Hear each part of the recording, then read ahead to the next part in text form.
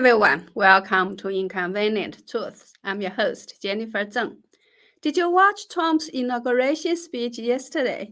If you did, what were your key takeaways? Feel free to leave a comment and let us know. If the inauguration ceremony had not been relocated at the last minute but proceeded as originally planned, a dramatic and unprecedented scene would have taken place. The CCP's Vice President Han Zeng and Taiwan's Legislative Yuan Speaker Han Kuo-yu would have appeared at the same venue at Trump's inauguration. Some say this is a challenge Trump proposed for the CCP. Today, we will focus on discussing the CCP's bottom line strategy for dealing with Trump 2.0 and the possible changes in the U.S.-China relations over the next 4 years. According to sources within the CCP, Xi Jinping has already formulated a strategy to deal with Trump's return and the bottom line of his willingness to make a deal with Trump.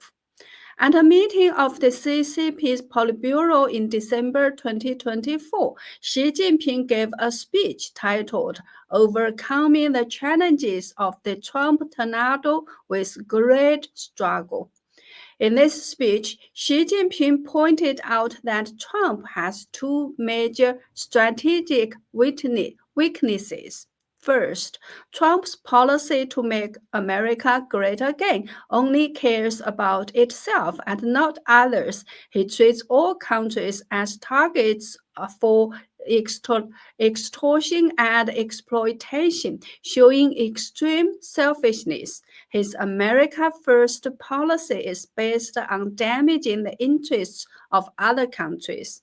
As a result, Trump's America will inevitably provoke resentment and retaliation from countries worldwide, leading to significant changes, even rapid deterioration in relations between America and its traditional allies.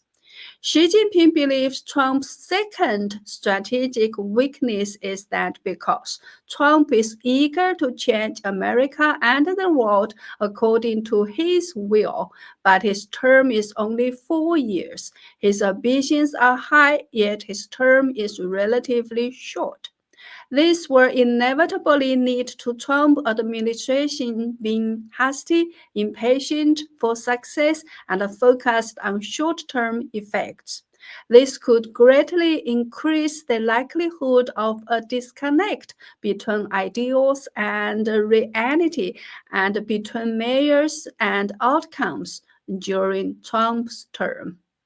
Based on these two judgments, Xi Jinping called on the entire party to promote what he calls a spirit of proactive struggle.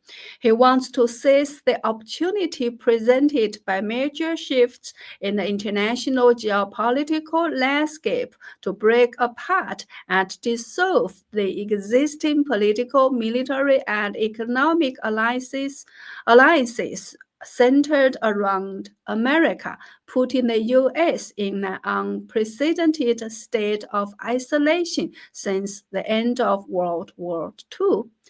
This speech has now been communicated down to the county and regiment level officials of the CCP in order to form a so-called strategic consensus across the entire party. Xi Jinping also requires the CCP to manage its own affairs well.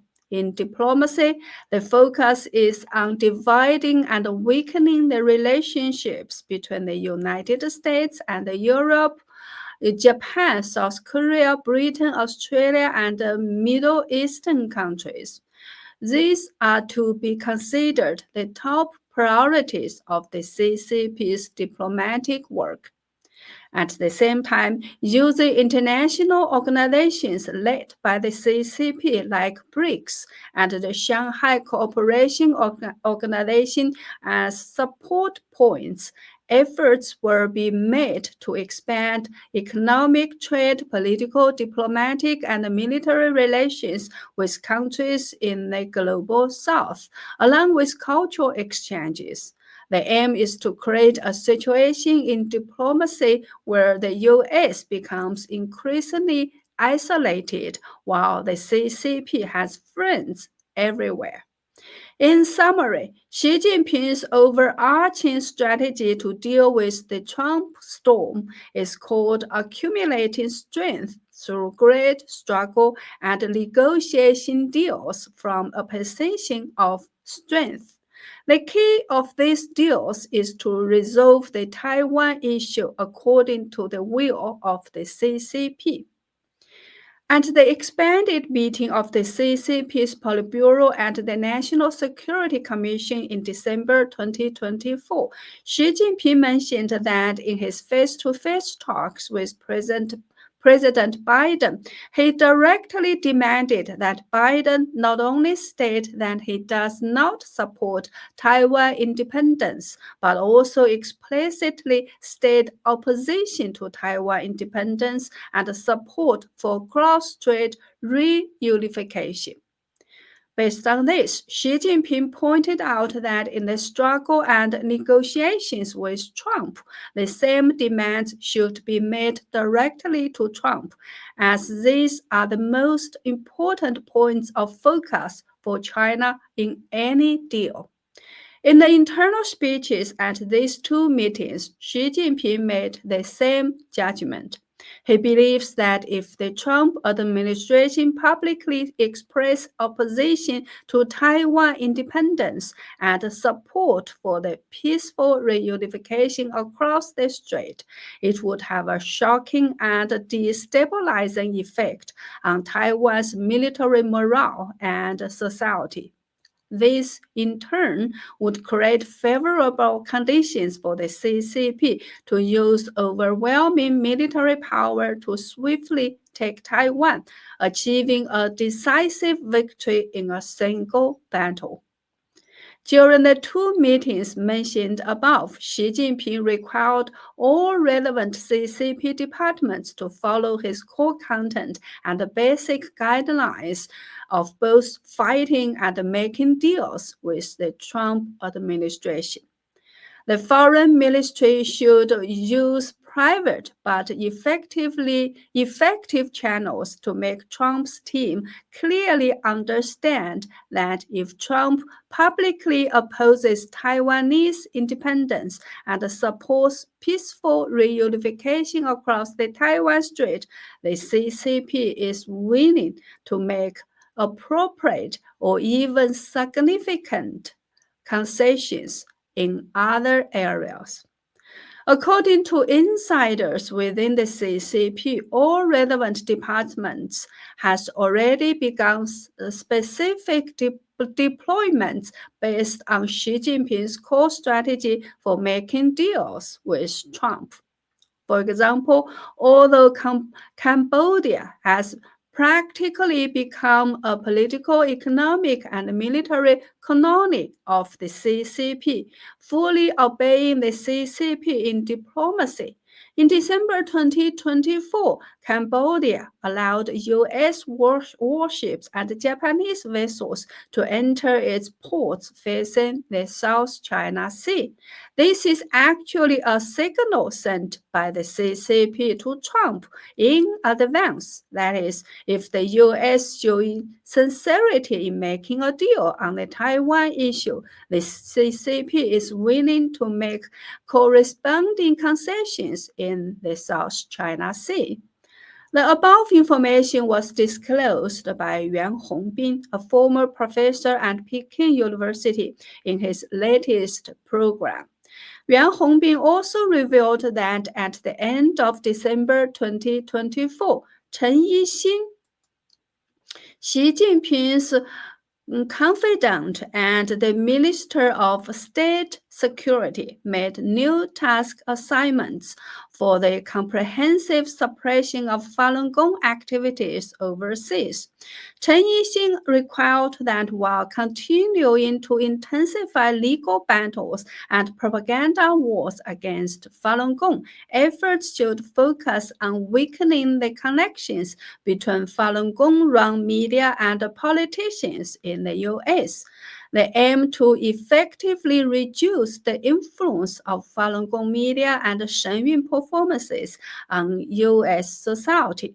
The focus should be on preventing Falun Gong's media from disrupting deals between the CCP and the U.S. Chen Yixing also pointed out that in 2025, the focus of the CCP's overseas suppression of Falun Gong should be on two regions that could significantly disrupt the deal-making strategy between the CCP and the US and Taiwan.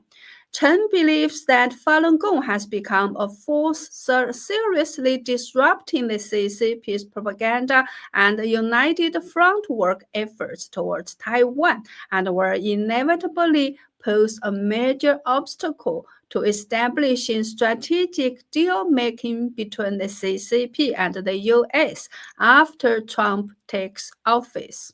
Therefore, it is essential to strengthen both the united front work and the suppression of Falun Gong in Taiwan. The focus of the suppression and united front work should be on the media leaders, key members, and influential figures of Falun Gong in Taiwan. It is reported that the CCP has created a list of 52 key Falun Gong figures in Taiwan for united front work and suppression, including Minju Zeng, a retired professor from National Taiwan University. In line with Xi Jinping's core strategy for making deals with Trump, the Taiwan Affairs Office of the CCP has taken related actions, many spreading skepticism about the U.S. in Taiwan, striving to make the notion that the U.S. is unreliable become the mainstream opinion in Taiwanese society.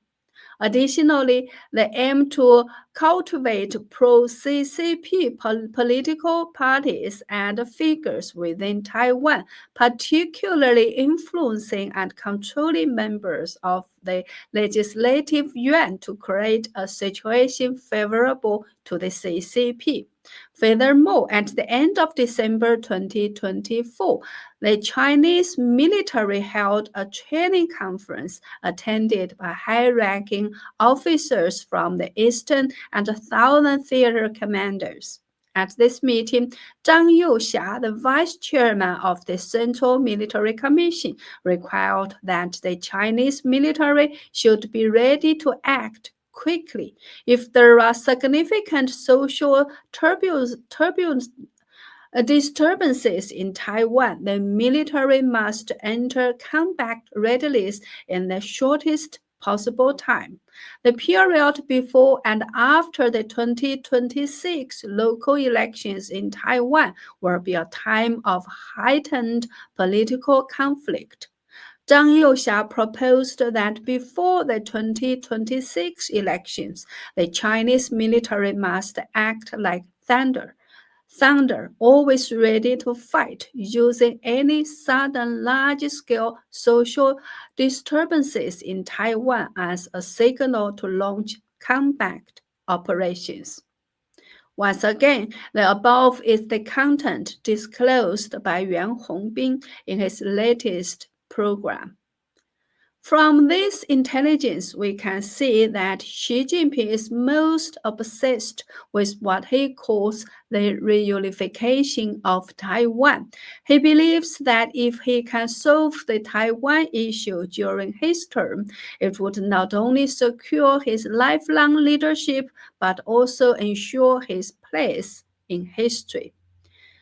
Recently I have done 4 programs in a row refuting the New York Times false reports and attacks on Falun Gong and Shen Yun. An American asked me, puzzled, why a major newspaper like the New York Times would bother with a small group like Falun Gong. He called Falun Gong a small group because there indeed aren't many Falun Gong practitioners in the US. Most of them live in China. However, this small group is what the CCP feels the most. Overseas, Falun Gong practitioners were the first to argue that the CCP is not China, distinguishing between the party, the country, and its people. This viewpoint was later publicly endorsed by former U.S. Secretary of State Mike Pompeo, causing great alarm in Beijing. Additionally, the Epoch Times, founded by Falun Gong practitioners, published the 9 commentaries on the Communist Party, which thoroughly exposes the evil nature and historic crimes of the CCP, leading to over 200 million Chinese people signing up to leave the party, the Youth League, the Youth and the Young Pioneers, significantly undermining the CCP's ruling foundation. Meanwhile, Falun Gong members are the hardest to bribe or infiltrate, rendering the CCP's usual tactics against dissidents ineffective. Because of this, the CCP sees Falun Gong's activities, including their newspaper, the Epoch Times, and Shen Yun Performing Arts, as a huge, if not the biggest, obstacle to their infiltration and united front work in both the US and Taiwan, which is why they work so hard to suppress Falun Gong. The New York Times publishing as many as 10 articles attacking Falun Gong and Shen Yun within just over 4 months is happening in this context. So, will the struggle between the CCP and the US result in the East rising and West declining as the CCP hopes? I believe that's absolutely impossible unless US politicians lose their sanity and, like they did decades ago, embrace the panda to extend the life of the CCP once again. From the CCP's perspective, they have long seen the US as their primary ideological enemy with ambitions to replace the US in global dominance. From the US side, if Trump truly wants to make America great again, he must counteract the CCP's infiltration and harm in various aspects, or one day America might collapse from within without even realizing it.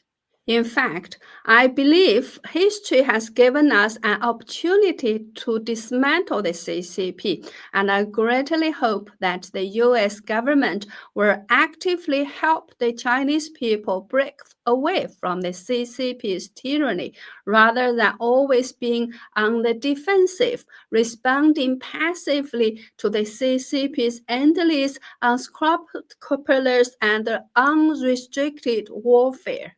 Currently, Trump has just taken office and has not yet clearly stated his policy for or attitude towards the CCP. However, in yesterday's inauguration speech, he explicitly mentioned that the US gave the Panama Canal to Panama, not to China, and now it's controlled by China, so we need to take it back.